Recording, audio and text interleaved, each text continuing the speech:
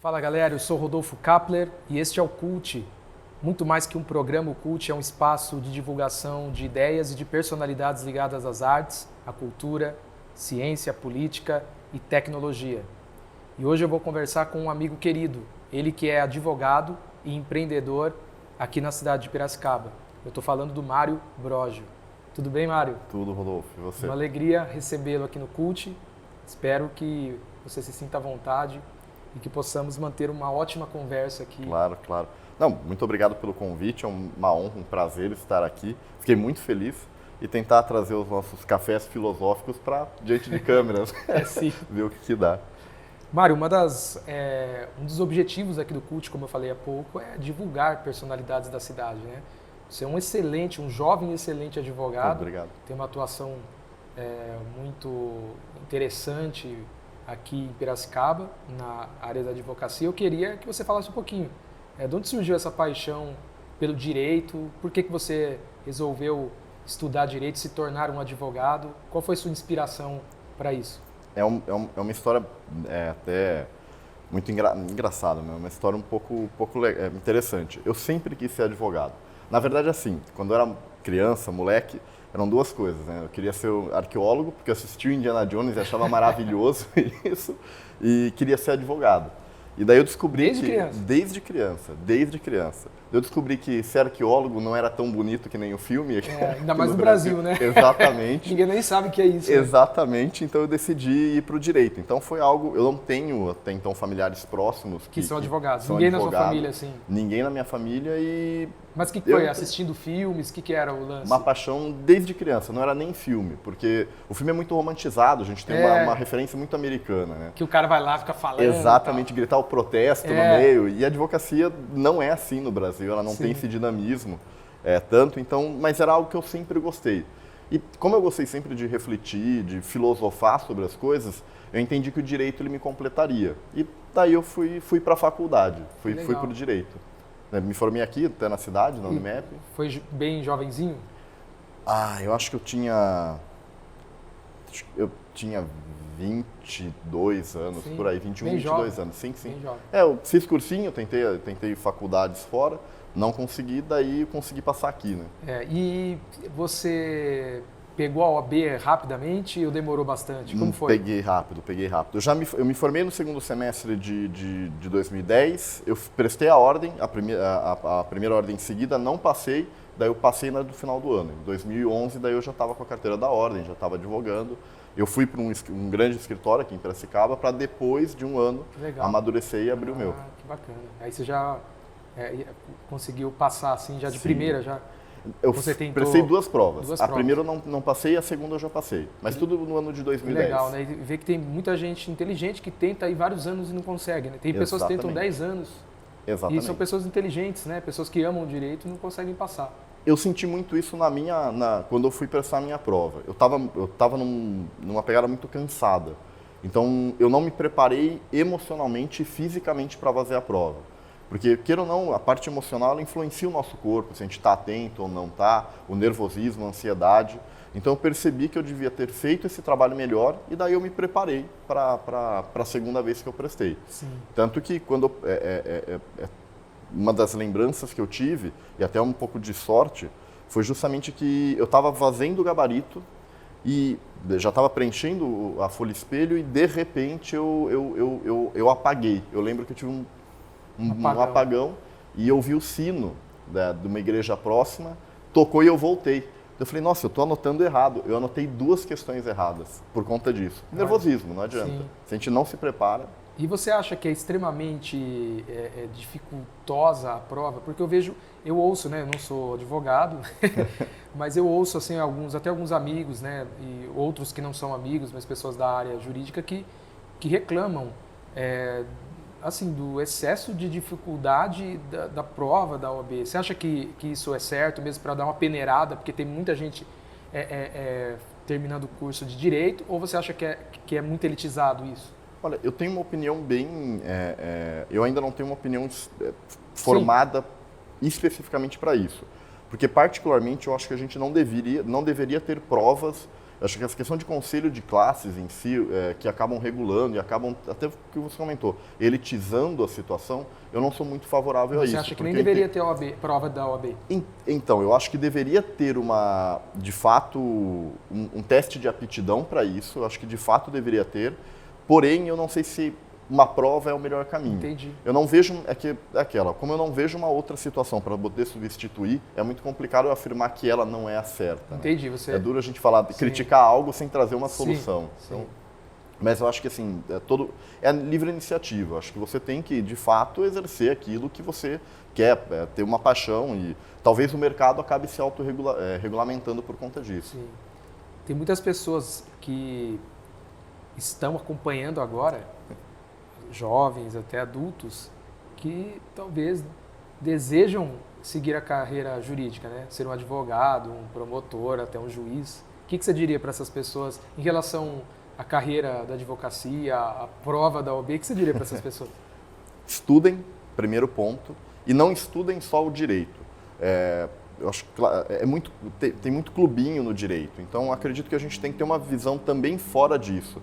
Trazer outras áreas para o direito para poder justamente inovar. O direito é muito focado nele mesmo, né? Até a experiência, não existe uma experiência do cliente.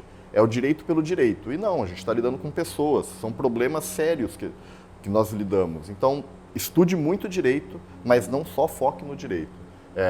Eu estou indo para a área de administração, minhas formações pós-graduações são em administração de empresas, gestão de negócios, justamente para isso, para sair dessa visão engessada. Sim, muito legal. E, Mário, qual é a área que você exerce dentro do direito? Tem várias áreas, né? Sim. Tem criminal, tem uma série de áreas aí. Qual que você exerce hoje em Piracicaba? Fala um pouquinho do seu trabalho. Certo. Para muitos já te conhecem, te acompanham, estão assistindo, e outros não, estão te conhecendo agora. Certo. Então você pode falar um pouquinho da sua atuação aqui na cidade de Piracicaba. Recentemente, meu escritório fundiu com a doutora Thaís Projetti, então nós inauguramos, até lançamos ontem no Instagram, anunciamos ontem no Instagram também, agora é a Brojo e Projetti, Advocacia e Assessoria Jurídica. O escritório hoje ele consegue abarcar todas as áreas do direito, criminal, tributário, trabalhista, empresarial, civil, consumidor.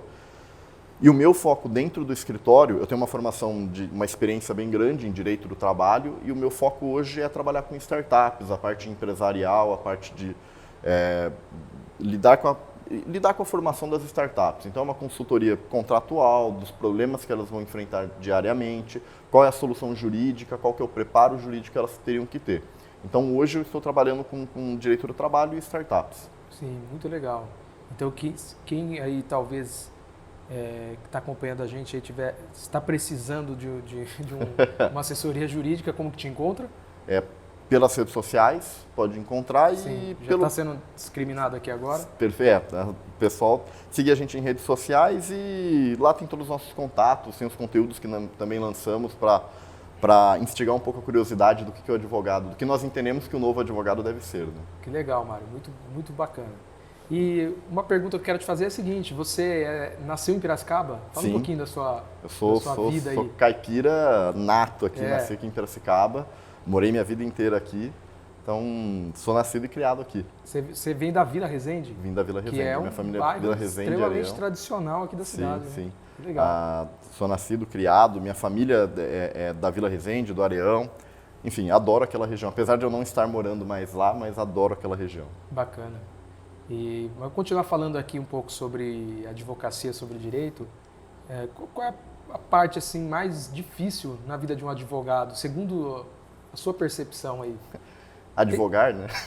É difícil? O que é? Advogar em si, não estou brincando, mas na verdade assim, a gente sai, e é uma coisa que eu estou percebendo com todo mundo, nós saímos da faculdade sem saber administrar um negócio, e sem saber qual é a nossa vocação. Então, eu sei advogar, agora, administrar um escritório é uma rotina totalmente alheia ao que eu sou formado, a minha experiência de vida, experiência particular.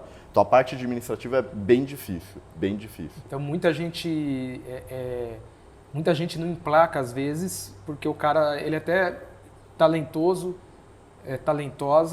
né, um advogado aí, jovem, só que o cara não sabe administrar o negócio, aí a coisa às vezes não vai para frente, é Exatamente. Isso? Não só isso, mas como você vai fazer a prospecção de um cliente, qual é a área que você vai atuar. Então, assim, isso é muito difícil a gente aprender, porque a gente não sabe, a gente não sai da faculdade. Na faculdade pra não isso. ensina isso também, não? Não ensina. A gente sai da faculdade, o que eu acho até um pouco injusto com relação ao direito, né? A gente sai da faculdade e para poder exercer alguma atividade dentro do direito, basicamente você tem que prestar uma prova. Então, para ser advogado, tem a prova. Para ir para o judiciário, para ser promotor tem que ter prova. Tem que ter prova também. Juiz também. Juiz também. Então, assim, você sai do bacharel em direito e não faz muita coisa com isso. Então, daí você tem que fazer uma prova. Então, uma das grandes dificuldades que, por exemplo, eu tive é entender que área que eu ia atacar, que área que eu ia trabalhar efetivamente, como cobrar de um cliente. Enfim, eu senti essa carência quando eu me formei. E a gente vai aprendendo com os tapas que a vida dá. Agora eu quero fazer uma pergunta bem sincera, né? Provocativa também. É verdade que para ser advogado você tem que mentir? Não, mentir não. A gente cresce ouvindo isso aí, né? Que você quer ser advogado, você tem que mentir. Obviamente que eu estou brincando aqui, né? Esse é uma concepção popular, né? E até, ao mesmo tempo que é uma brincadeira, é uma concepção popular, tem gente que leva isso tão a sério. Por exemplo, em ambientes religiosos, em alguns ambientes religiosos, né? Não vou falar todos, obviamente, mas em alguns ambientes religiosos mais fundamentalistas, muitos jovens são privados, e eu estou falando de igrejas evangélicas, é o nicho do qual eu faço parte, eu sou pastor evangélico. Em algumas igrejas evangélicas mais fundamentalistas, alguns jovens são privados de seguirem a carreira jurídica porque eles são aconselhados a não mentir, né? Então eles falam assim, olha, você não pode ser advogado. Eu já vi histórias, porque advogado tem que mentir. E eu acho isso um absurdo, né? Porque quantos jovens brilhantes que são religiosos poderiam estar exercendo a advocacia, seguindo a carreira jurídica e foram privados. Pode parecer brincadeira isso. Eu queria que você falasse, isso é mito ou é verdade, que advogado tem que mentir? Do ponto de vista filosófico, na verdade, tem vários lados, né? A gente escolhe o lado mais bonito para contar. Mas do ponto de vista prático, você tem que falar em verdades, enganar, ludibriar as pessoas? Enganar não, que na verdade o que acaba acontecendo? A advocacia, hoje a gente vive uma justiça humana, então a gente não consegue efetivamente equilibrar o ponto da maneira mais crua e objetiva, tá? Então, vou dar um exemplo mais prático do que acaba acontecendo. Você recebe uma empresa para trabalhar, um empreendedor, para que tenha algum problema.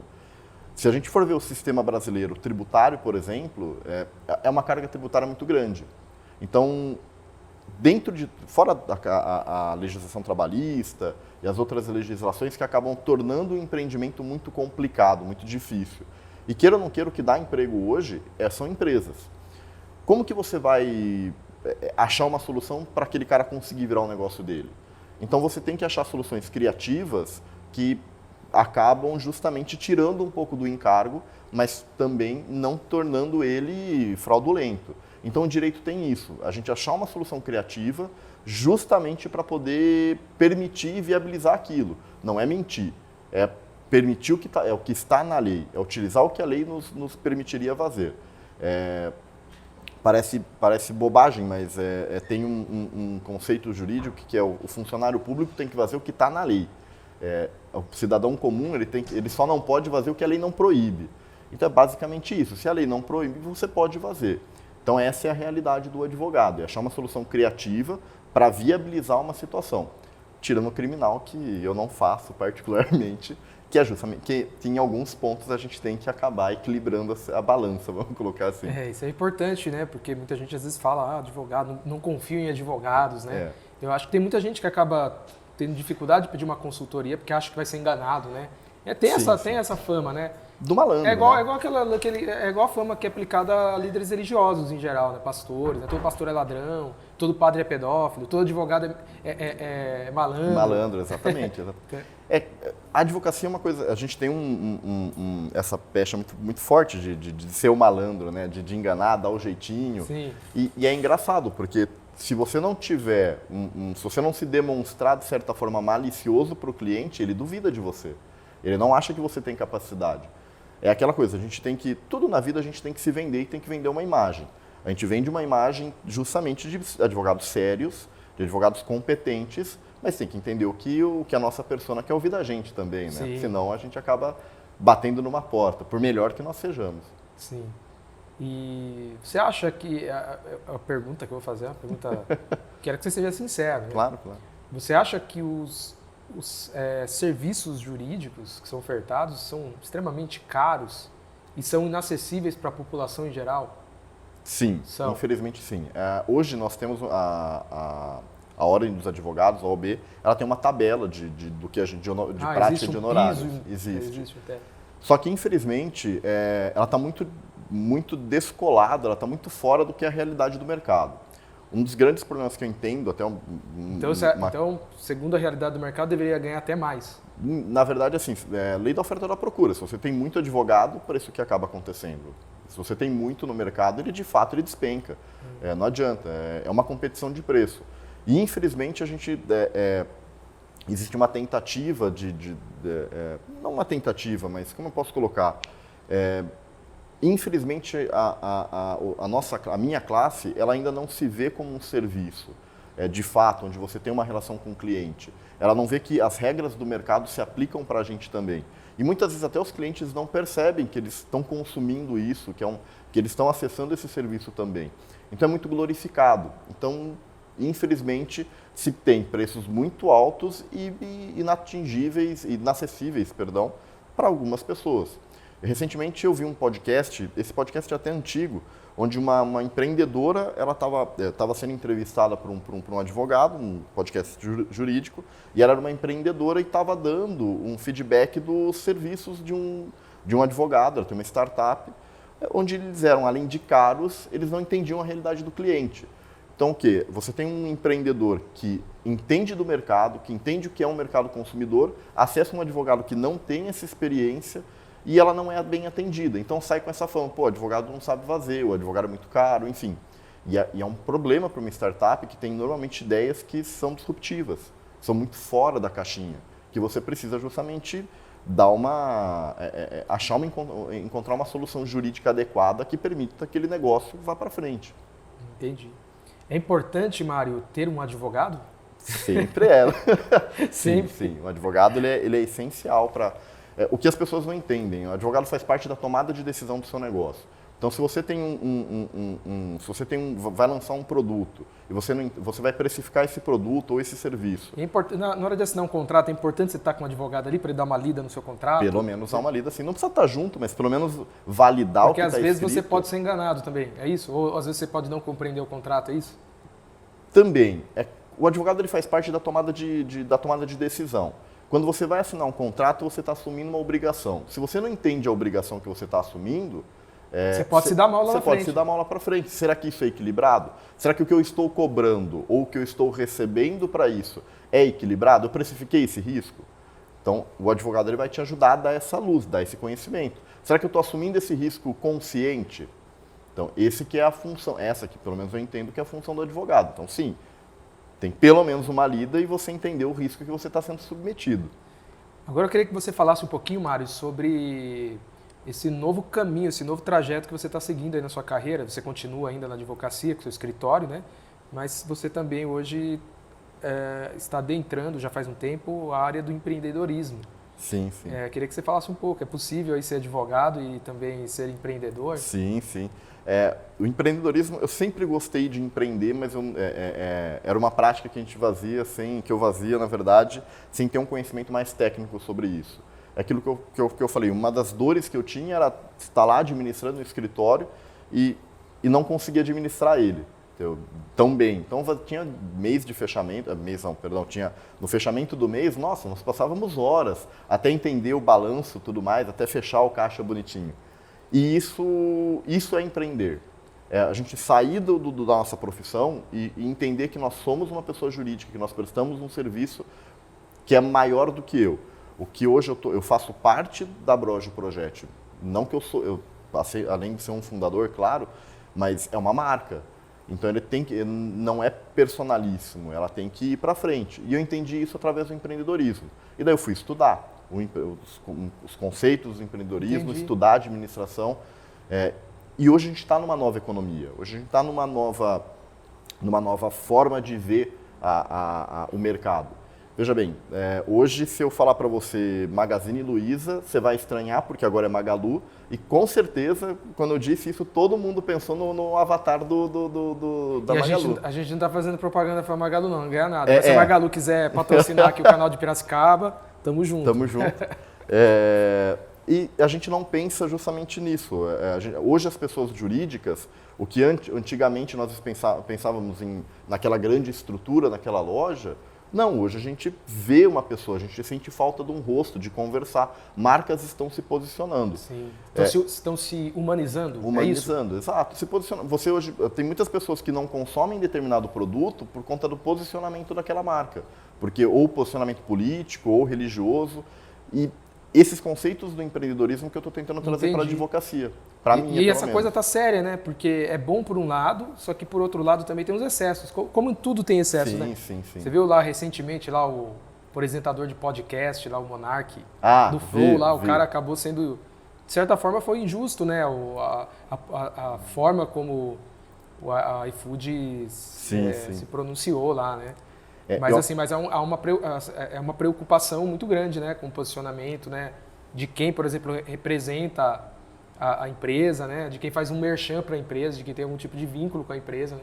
As marcas estão muito preocupadas mesmo, né? Sim, é você começar a se conectar com o seu público-alvo, né? Você se conectar com as pessoas que te seguem, que consomem os seus serviços e se posicionar e falar a mesma língua que elas. Então, o posicionamento do iFood também na minha avaliação foi precipitado, eles voltaram atrás, fizeram uma nota conjunta com o Flow, né? Que foi muito importante e interessante isso.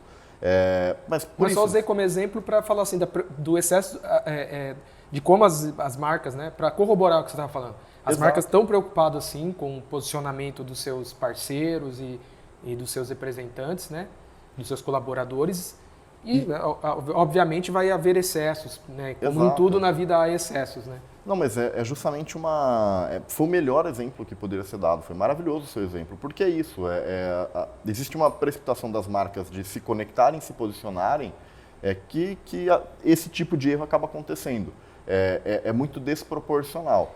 E é natural. E você acredita mesmo, Mário, que o empreendedorismo num país como o Brasil é uma saída mesmo? Sim. Você acha que é possível... Você acha que é a saída mesmo? Porque a gente tem somos brasileiros, né? A vida não é tão fácil, né? Exatamente. Vamos ser sinceros, né? Não estou nem querendo entrar em críticas a governos e tal. Isso é um problema do Brasil desde que o Brasil é Brasil, né? Desde que o Brasil foi descoberto, foi achado. Desde que o Brasil se tornou uma república, né? Que a gente tem problemas seríssimos, né? Mas você acha que é o caminho mesmo, o empreendedorismo? Você acha que é possível as pessoas melhorarem de vida ou pelo menos sobreviverem através do empreendedorismo? Sim. Nós somos muito criativos, né? Talvez por conta da vivência, da difícil vivência que nós temos no mundo, nós somos um povo muito criativo. E nós somos, de certa forma, até empreendedores natos. As pessoas que vendem coisas na rua... Pano de prato, exato. A senhora que vende sonho. Exatamente. Dos vizinhos. Eles são empreendedores. Isso é empreender. E depois você começa a colocar algumas técnicas. O Sebrae está aí para isso, para ajudar você justamente a entender como fazer. E as redes sociais ajudam, né? As redes sociais. Hoje o mercado está migrando quase 100%, ainda mais que a pandemia, que para as redes sociais, vendas online. Eu cresci, o nosso escritório ele cresceu na pandemia, para a gente começar a atender. Hoje a gente tem processo e cliente quase... Tem em Curitiba, tem processo no Rio de Janeiro. Fora aqui da cidade e fora da do região, estado. Também. Exatamente. A gente crescemos muito por conta disso. Porque desmistifica, Vocês começaram a trabalhar bastante aí nas redes sociais. Sim. Na verdade, o meio online. O que antes, no começo da pandemia, audiência online. Eu era...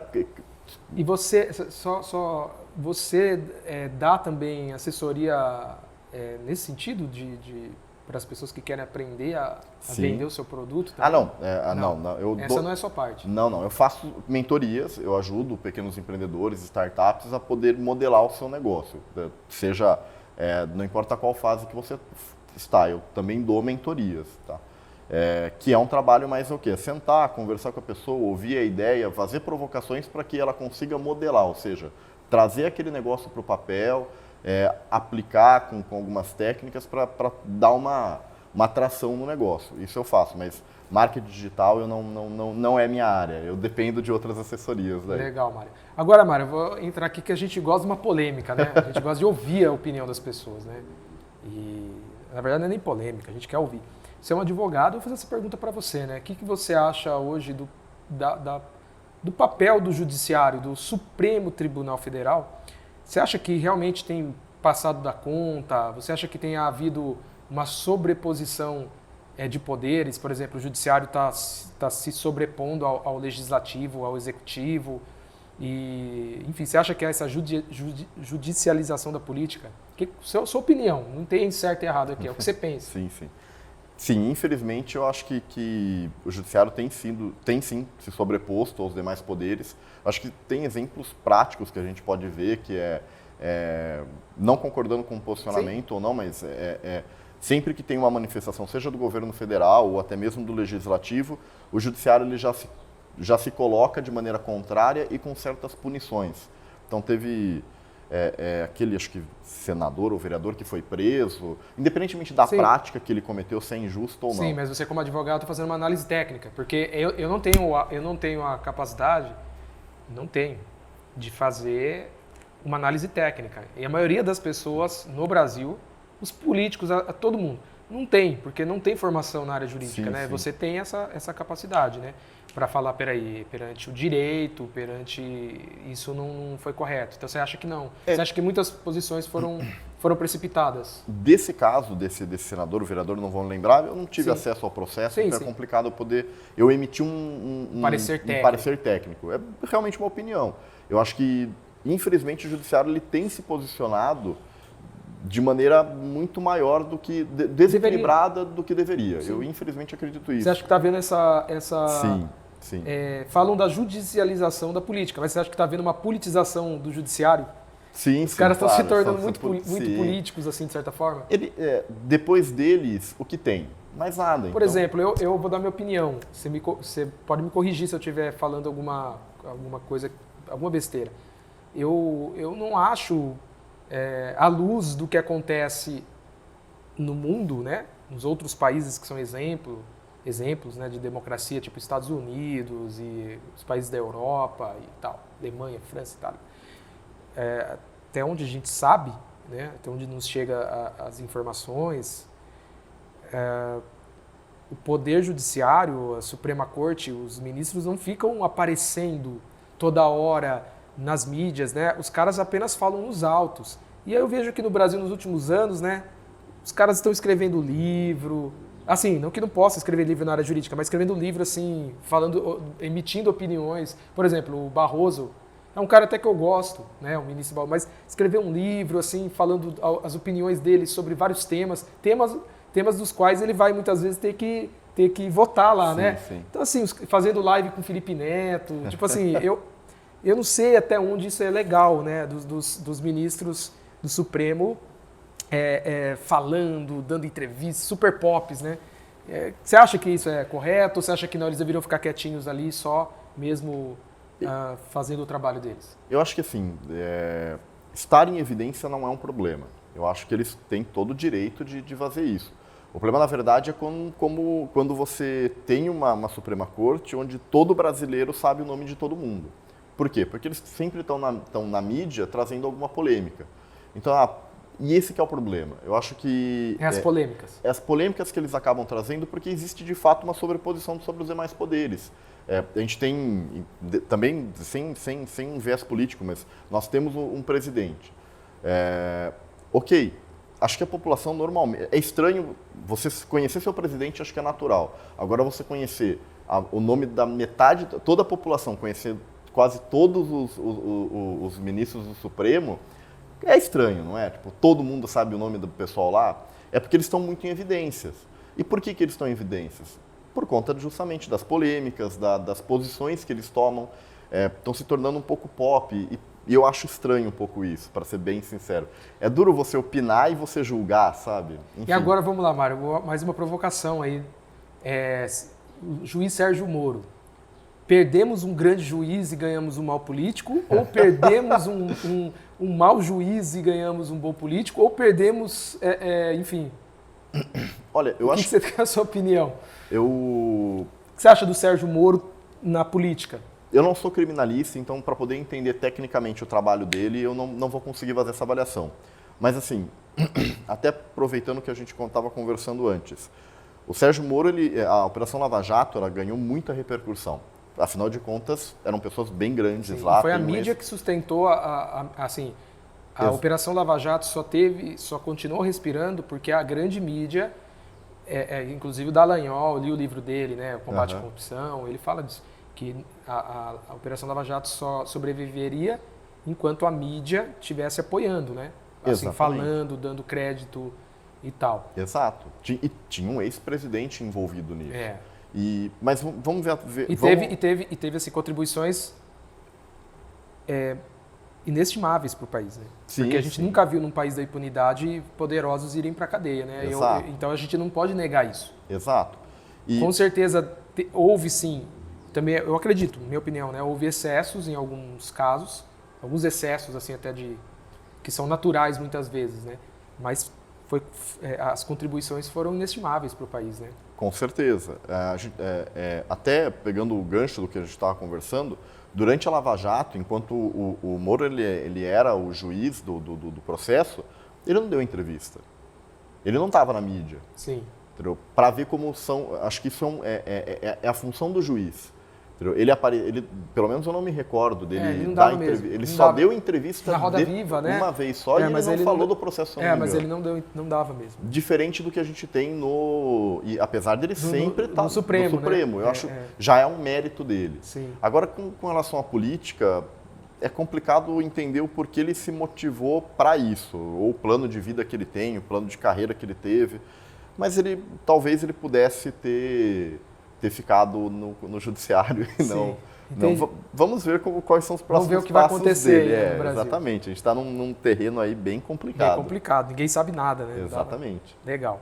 Mário, a gente está chegando aí, prosseguindo para o final do programa e a gente vai ter um momento aqui que é um momento cult, onde a gente vai fazer uma indicação literária.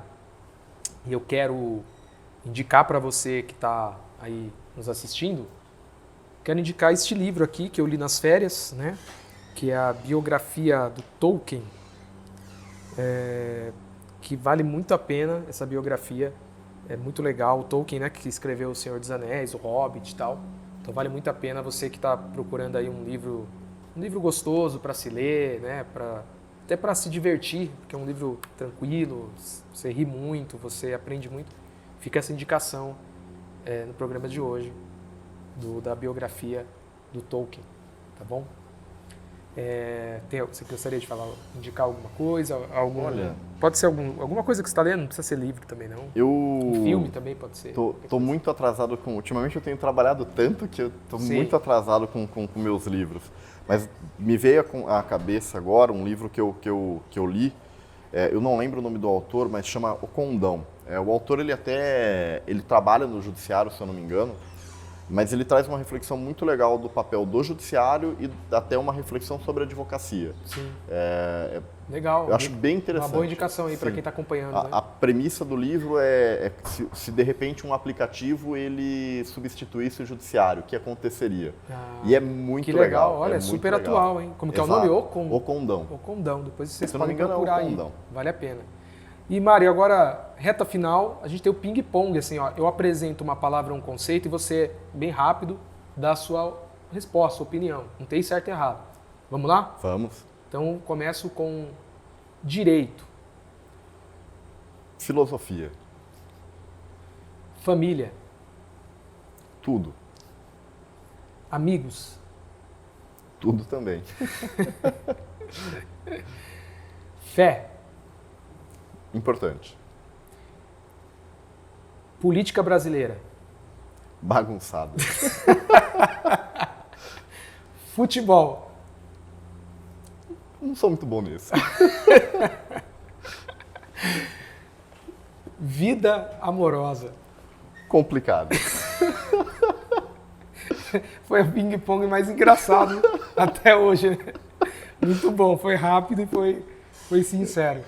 Então é isso, Mário. A gente está chegando ao final do programa. Seria muito legal a gente ficar conversando, resenhando até altas horas, né? A gente sempre faz isso. Faz muito tempo, né? A pandemia aí deu uma impedida, né? Sim, sim. Mas foi muito legal te receber aqui, bater esse papo franco, ouvir muito sobre a sua carreira, a natureza aí da sua carreira na advocacia, também os seus projetos. E eu quero de coração agradecer aí a aceitação do convite. Espero que seja a primeira de outras entrevistas. E você tem um espaço aberto agora para falar qualquer coisa, de qualquer projeto, enfim, se você quiser cantar aqui um trecho de uma música, quem sabe você tem um talento aí, né? Dizer uma frase, um poema, qualquer coisa. Malabares, assim. Alguma coisa malabares, assim, né? Você tira aqui do... então, do terno, né? Você pode olhar ali para a câmera e falar com as pessoas. Bom, na verdade, deixar uma mensagem que o advogado ele não é só uma figura que está para o popular, né? Tacar a empresa lá, enfim. Advogado não está para isso. Advogado, na verdade, é uma pessoa que vai te ajudar a tomada de decisão. Então, cobre isso do seu advogado, tá? E cobre uma parceria, uma conexão verdadeira. É a pessoa que vai escutar os seus problemas e trazer uma solução. Não somos psicólogos, mas a gente está aqui para ajudar. Entender que somos também prestadores de serviços e vocês podem sim exigir da gente. Acho que essa é a minha mensagem mais sincera que eu poderia fazer. Muito legal. Então é isso, gente. Muito obrigado por terem nos acompanhado aqui nesse papo. Eu peço que você, antes de tudo, se inscreva no nosso canal de Piracicaba. Pode nos seguir também pelas redes sociais, no Facebook, no Instagram, @canal de Piracicaba. Mas deixa seu like aí também no programa e acione os sininhos das notificações para você receber aí os recados aí dos programas. O canal de Piracicaba tem vários programas interessantíssimos acontecendo durante a semana, então que você possa ficar conectado. E nos ajuda também, compartilha aí, pega o link, compartilha com seus amigos no WhatsApp, no Facebook, no Instagram, compartilha esse programa, vamos fazer chegar a mais pessoas, vamos valorizar a nossa cultura e as personalidades aqui da nossa cidade. Então é isso, valeu galera, até o próximo sábado, tamo junto.